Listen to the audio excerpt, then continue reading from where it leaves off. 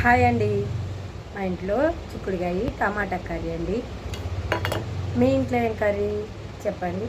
నేను ఒక చిన్న కథ చెప్తానండి. ఒక తల్లిదండ్రులకి నలుగురు కొడుకులు అంటారు. నలుగురు కొడుకులు చాకి పెద్ద చేసిన తర్వాత వాళ్ళు ఏమన్నారంటే నలుగురు నాలుగు దారులు జాబులకి వెళ్ళిపోయారండి.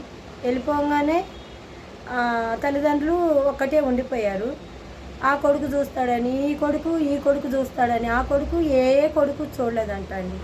లాస్ట్కి వాళ్ళు భిక్షమెత్తుకొని అడుక్కు తిని చెట్టల కింద పుట్టల కింద పడి చనిపోయారండి.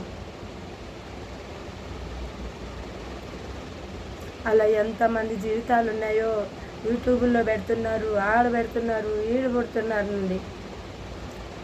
ఈ ఈ ఎండాకాలం అయితే వాళ్ళని చక్కగా చూసుకోండి.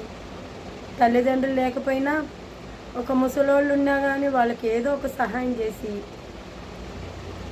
మంచి పేరు తెచ్చుకోండి ప్లీజ్ అండి.